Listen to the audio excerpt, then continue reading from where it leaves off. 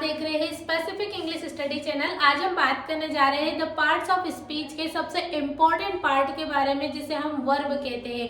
आखिर वर्ब होती क्या है, इसके बारे में हम इस वीडियो में जानेंगे, तो अंत तक इस वीडियो में बने रहिएगा। तो सबसे पहले अगर हम वर्ब की बात करें, यानी कि कोई भी कार्य जो हमारे द्वारा किया जाता है, यानी हम क्या सब्जेक्ट है या कोई भी सब्जेक्ट के द्वारा किया जाने वाला जो कार्य होता है, हम उसे क्या कहते हैं, वर्ब कहते हैं। चाहे वो मेंटल तरीके से कार्य हो करना हो या हम किसी भी फिजिकल तरीके से कार्य जो भी करते हैं वह क्या होते हैं, सभी वर्ब कहलाती है। अगर वर्ब की डेफिनेशन देखें तो क्या होगी, a verb is a word that indicate a physical action, a mental action और अ स्टेट ऑफ बीइंग। कोई भी कार्य है जो किया जा रहा है सब्जेक्ट के द्वारा, हम उसे क्या कहेंगे, वर्ब कहेंगे। जैसे कि अगर एग्जाम्पल देखें तो एग्जाम्पल में क्या होगा, रीड यानी पढ़ना, राइट यानी लिखना, फिर लर्न यानी सीखना, नेक्स्ट है हियर यानी सुनना, फिर नेक्स्ट है से मीन्स क्या होता है, कहना, फिर नेक्स्ट है स्टडी, स्टडी मीन्स क्या होता है, पढ़ाई करना, नेक्स्ट बाय मीन्स खरीदना, फिर स्लीप मीन्स सोना एक्सेट्रा। ये सारे क्या है, जो भी हम डेली रूटीन में जितने भी कार्य करते हैं वो सब क्या है, वर्ब है या क्रिया कहलाती है। अब हम बात करें वर्ब के टाइप्स ऑफ वर्ब, कितने प्रकार की वर्ब होती है। वैसे तो बहुत प्रकार की वर्ब होती है, लेकिन मुख्य रूप से दो प्रकार की वर्ब होती है। पहली होती है मेन वर्ब, जिसे मुख्य क्रिया कहते हैं। नेक्स्ट होती है हेल्पिंग वर्ब या ऑक्सिलरी वर्ब होती है, जिसे सहायक क्रिया कहते हैं। सबसे पहले हम देख लेते हैं कि मेन वर्ब क्या होती है। मेन वर्ब क्या होती है, जो भी कार्य सब्जेक्ट के द्वारा किया जाता है, जो भी कोई भी कार्य है वो अगर सब्जेक्ट के द्वारा किया जा रहा है, तो या वो शारीरिक हो या मानसिक हो, हम उसे क्या कहेंगे, मेन वर्ब कहेंगे।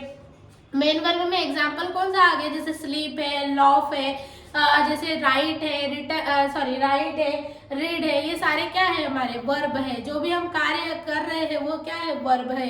तो उसे हम किस में वर्ब में देखेंगे, मेन वर्ब में देखेंगे। अब मेन वर्ब में टू टाइप्स होती है, ट्रांजिटिव वर्ब होती है और इंट्रांजिटिव वर्ब होती है। अगर हम टू टाइप्स अगर मेन वर्ब को देखें तो मेन वर्ब कितने टाइप की होगी, टू टाइप्स की। एक ट्रांजिटिव वर्ब होगी। ट्रांजिटिव वर्ब कौन सी होगी, ट्रांजिटिव वर्ब वह वर्ब होगी जिसके साथ ऑब्जेक्ट लगा हुआ हो, यानी जिसका संबंध ऑब्जेक्ट से हो, वह क्या कहलाएगी, वह ट्रांजिटिव वर्ब कहलाएगी।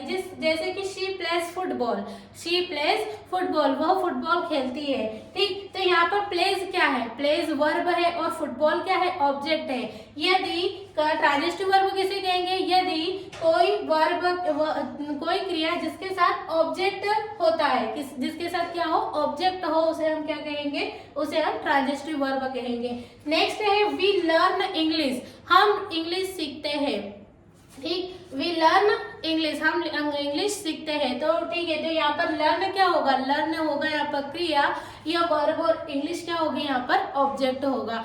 नेक्स्ट अगर हम बात करें इंट्रांजिटिव वर्ब की, तो इंट्रांजिटिव वर्ब क्या होगी, इंट्रांजिटिव वर्ब जिस वाक्य में क्रिया के साथ ऑब्जेक्ट का उपयोग नहीं होता है, जिस वाक्य में क्रिया के साथ ऑब्जेक्ट उपयोग में नहीं होता है, उसे हम क्या कहते हैं, इंट्रांजिटिव वर्ब होते हैं। यानी ऑब्जेक्ट के बिना भी सेंटेंस कंप्लीट हो जाता है, तो उसे हम क्या बोलेंगे, इंट्रांजिटिव वर्ब कहेंगे। जैसे कि ही राइट्स, वह लिखता है, ही राइट्स, यहाँ पर कोई ऑब्जेक्ट नहीं दिया है, तो वो क्या होगी, हमारी इंट्रांजिटिव वर्ब होगी। ठीक है, तो राइट्स, ही राइट्स, राइट्स क्या है, इंट्रांजिटिव वर्ब है। ठीक, ये सेंटेंस क्या होगा, इंट्रांजिटिव वर्ब में आ जाएगा। शी वॉज लॉफिंग, वह हंस रही थी।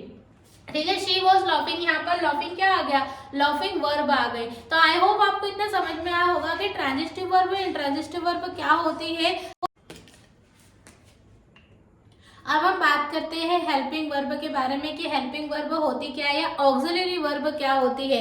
हेल्पिंग वर्ब किसे कहते हैं, ये वाक्य में मुख्य क्रिया किससे पहले आती है। जो हेल्पिंग वर्ब होती है वो वाक्य में मुख्य क्रिया से पहले आती है और वाक्य में मेन वर्ब की मदद करती है। जैसे कि अगर हम मुख्य क्रिया की बात करें तो मुख्य क्रिया क्या हो जाएगी, या हम जैसे मेन वर्ब कहेंगे। मेन वर्ब क्या क्या है, पहले हमने बात करी थी कि मेन वर्ब स्लीप है, लॉफ है, स्टडी, ये सारी क्या है, मेन वर्ब है। उसी तरह से जो हेल्पिंग वर्ब है वो किसके पहले आती है, मेन वर्ब के पहले आएगी और वो मेन वर्ब की मदद करती है। तो उसे हम क्या कहते हैं, हेल्पिंग वर्ब या ऑक्सिलरी वर्ब कहते हैं।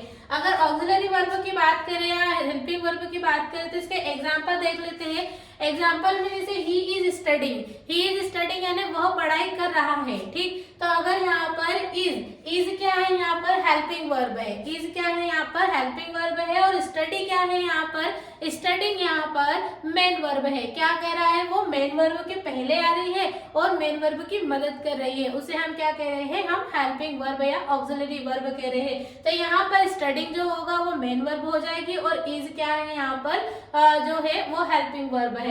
नेक्स्ट वर्ब देखिए और इंट्रांजिटिव वर्ब देखिए। उसी तरह से हम बात करें हेल्पिंग वर्ब की, तो हेल्पिंग वर्ब भी टू टाइप से होती है। एक तो प्राइमरी हेल्पिंग वर्ब होती है, नेक्स्ट होती है मॉडल वर्ब। मॉडल वर्ब हमने इससे पहले के कुछ वीडियो मैंने बनाए थे जिसमें हमने can, could, might, must, would इन सब के बारे में बात करी थी। पूरे प्रॉपर तरीके से मैंने एक वीडियो बनाया है। यदि आपने वो वीडियो नहीं देखे हो तो प्लीज उस वीडियो को जाकर पहले देख लीजिएगा, तो आपको मॉडल वर्ब के बारे में समझ में आ जाएगा। तो हेल्पिंग वर्ब कितने टाइप्स की होती है, टू टाइप्स की होती है। प्राइमरी हेल्पिंग वर्ब कौन कौन सी होती है, जो मेन वर्ब की मदद करती है, ठीक। तो प्राइमरी हेल्पिंग वर्ब में क्या आ जाएगा, is, am, are, was, were, has, have, do, does, having, been, being, ये सारे क्या हो जाएंगे, हमारे प्राइमरी वर्ब हो जाएंगे या प्राइमरी हेल्पिंग वर्ब होंगे। नेक्स्ट अगर हम बात करें इसके मॉडल वर्ब की, तो मॉडल वर्ब क्या होते हैं, मेन वर्ब के लिए एक मुख्य क्रिया की तरह काम करते हैं। कोई भी काम की क्या बताते हैं, वो क्षमता बताते हैं या कैपेबिलिटी या पॉसिबिलिटी बताने के लिए हम किसका प्रयोग करते हैं,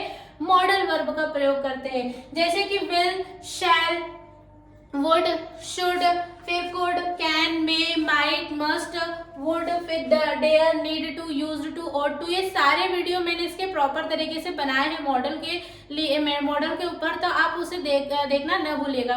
तो अगर हम इसकी कुछ सेंटेंस की बात करें तो जैसे कि कैन का यूज हम कब करते हैं, कैन का यूज हम किसी की कैपेबिलिटी बताने या पॉसिबिलिटी के लिए हम कैन का यूज कर सकते हैं। जैसे कि आई कैन स्पीक इंग्लिश, मैं इंग्लिश बोल सकती हूँ, वह इंग्लिश सीख सकता है, he can learn English, he can learn English, वह इंग्लिश सीख सकता है। तो ये क्या बता रहा है, कैपेबिलिटी बता रहा है।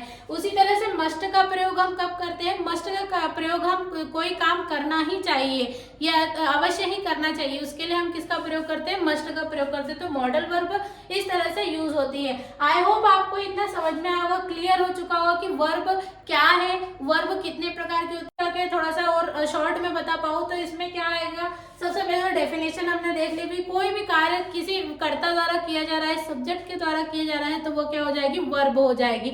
अगर इसके डेफिनेशन की बात करें, एक सिंपल सी डेफिनेशन में आपको बता सकती हूँ, इसमें थोड़ी सी डिफिकल्ट भी है, जैसे physical action and mental action. अगर मैं इसकी एक सिंपल डेफिनेशन बताऊँ तो a verb is a word that indicate about an action.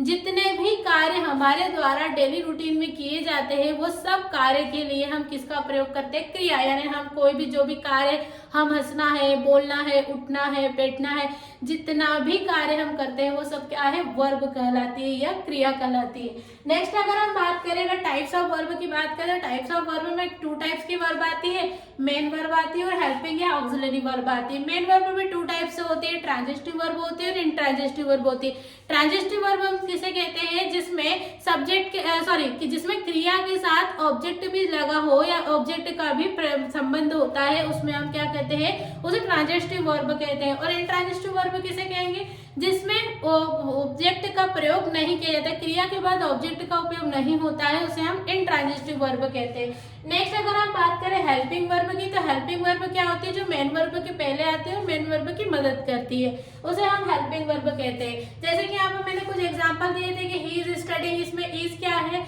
Helping verb, studying क्या है, मेन वर्ब है।